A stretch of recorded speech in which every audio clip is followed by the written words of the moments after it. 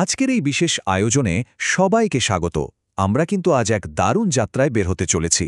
আমরা ফিরে যাব প্রাচীনকালে আর খুঁজে বের করব কিভাবে সেই সময়ের মানুষেরা দীর্ঘ আর সুস্থ জীবন কাটাত। চলুন তাহলে শুরু করা যাক। প্রথমেই যে প্রশ্নটা মাথায় আসে সেটা হলো, আজকের মতো এত উন্নত ডাক্তারখানা, ওষুধপত্র কিছুই তো তখন ছিল না। তাহলে আমাদের পূর্বপুরুষেরা এত লম্বা আর স্বাস্থ্যকর জীবন পেতেন কিভাবে?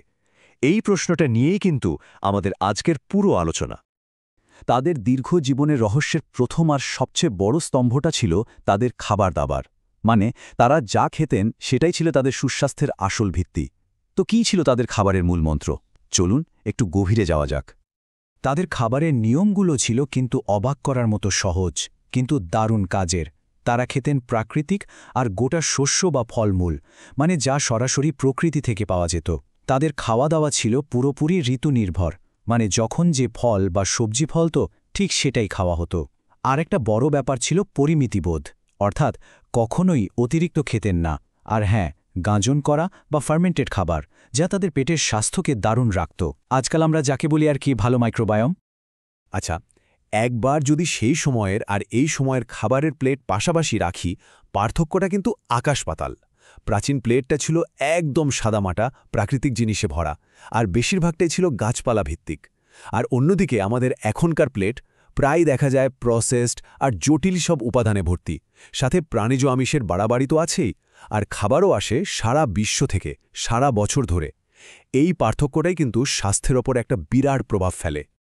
খাবারের কথা তো হলো, এবার আসা যাক দ্বিতীয় স্তম্ভে, শরীরচর্চা বা নড়াচড়া। তবে তাদের কাছে শরীরচর্চা মানে কিন্তু এখনকার মতো জিমে যাওয়া ছিল না। ব্যাপারটা ছিল তাদের জীবনের সাথেই একেবারে জড়িয়ে। তাদের জন্য হাঁটা, চাষবাস করা, শিকারে যাওয়া বা ধরুন বাড়ি তৈরি করা, এই সব দৈনন্দিন কাজগুলোই ছিল ব্যায়াম। এর জন্য আলাদা করে সময় বের করার কোনো দরকারই ছিল না।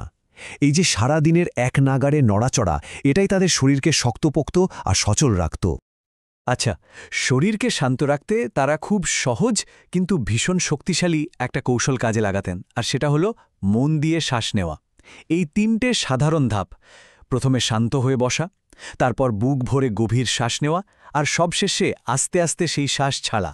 এটা শুধু মানসিক চাপই কমাতো না, বরং শরীর আর মনের মধ্যে একটা দারুণ বোঝাপড়া তৈরি করত। আর এই মনের বোঝাপড়াটাই আমাদের তৃতীয় রহস্যের দিকে নিয়ে যায়, আর সেটা হলো মন এবং মানসিকতা। একটা শক্ত আর শান্ত মনই ছিল তাদের দীর্ঘ জীবনের অন্যতম প্রধান চাবিকাঠি। এই প্রাচীন প্রবাদটা একবার খেয়াল করুন, এর মধ্যেই কিন্তু একটা গভীর সত্যি লুকিয়ে আছে। তারা মনে প্রাণে বিশ্বাস করতেন যে ভেতরের শান্তিটাই আসল সম্পদ। বাইরের পরিস্থিতি যতই কঠিন হোক না কেন, মনকে স্থির রাখতে পারাটাই ছিল আসল কথা। প্রাচীন দর্শনগুলো সবসময় স্থিতিস্থাপকতা বা প্রতিকূলতার সাথে মানিয়ে নেওয়ার উপর জোর দিত। এর মানে কিন্তু এই না যে তাদের জীবনে কোনো সমস্যা আসত না, বরং তারা এটা শিখেছিলেন যে কিভাবে কঠিন পরিস্থিতির মধ্যেও মাথা ঠান্ডা রেখে সেটার মোকাবেলা করতে হয়। আর সব শেষে আমরা আসছি চতুর্থ এবং এমন একটা রহস্যের কাছে, যেটাকে আমরা প্রায়ই গুরুত্ব দিই না, আর সেটা হলো সামাজিক সম্পর্ক বা একে অপরের সাথে জুড়ে থাকা। একটা জিনিস কিন্তু পরিষ্কার, দীর্ঘ জীবনের জন্য এই চারটে স্তম্ভই সমান জরুরি। মানে খাবার দাবার, শরীরচর্চা আর মানসিকতার মতোই একটা শক্তিশালী কমিউনিটি বা সমাজের অংশ হয়ে থাকাও ঠিক ততটাই দরকারি ছিল। কোনোটা অন্যটার চেয়ে কম গুরুত্বপূর্ণ নয়। এই ধারণাটা কিন্তু খুবই গুরুত্বপূর্ণ। মানে দীর্ঘজীবন শুধু নিজের যত্ন নেওয়ার ব্যাপার ছিল না, এটা ছিল একটা সামাজিক অভিজ্ঞতা। একে অপরের পাশে থাকা, বিভিন্ন প্রজন্মের মধ্যে একটা সুন্দর সম্পর্ক আর একসাথে চলার অনুভূতি, এই সব কিছুই তাদের লম্বা আর সুখী জীবনের জন্য শক্তিশালী উপাদান হিসেবে কাজ করত। তাহলে এই যে প্রাচীন জ্ঞানগুলো আমরা দেখলাম, এখান থেকে আমরা কি শিখতে পারি? আজকের এই আধুনিক আর দৌড়ঝাঁপের জীবনে এই চারটে স্তম্ভের মধ্যে কোনটাকে নিজের জীবনে আরও একটু বেশি করে জায়গা দেওয়া যায়? প্রশ্নটা কিন্তু আসলেই ভাবার মতো।